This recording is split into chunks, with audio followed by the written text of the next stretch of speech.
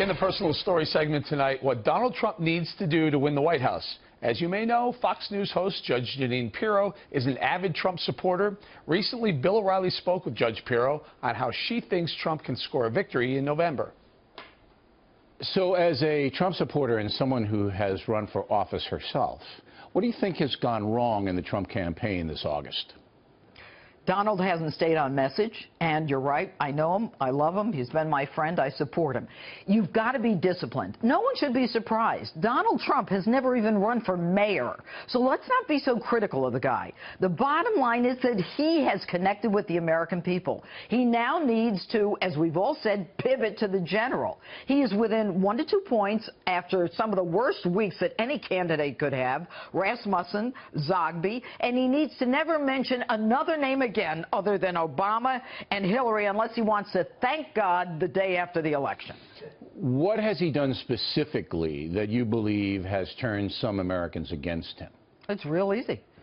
Con, you know, whether you agree with the guy or you don't, his son gave his life for this country. So the con thing you think hurt him? Bad. I think that the selling of his being a racist and a bigot, irrespective of whether it's true, has for some reason gotten legs, and they will use that continuously. How does he fight against that label of being a bigot and a racist?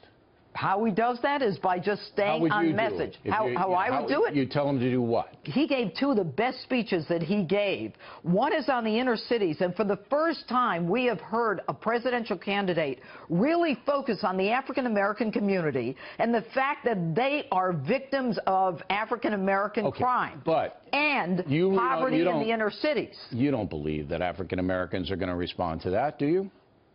Yeah, I think that so he's polling at smart. 2% now among African Americans.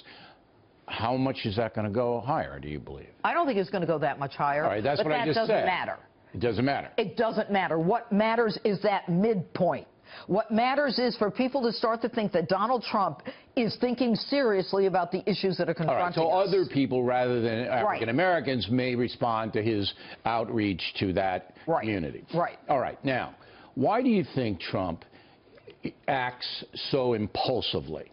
All right, because you criticize him and he comes right back, rather than saying, okay, now maybe I want to be a little bit measured because there could be an unintended consequence if I say that Mrs. Khan might not have spoken because she's a Muslim.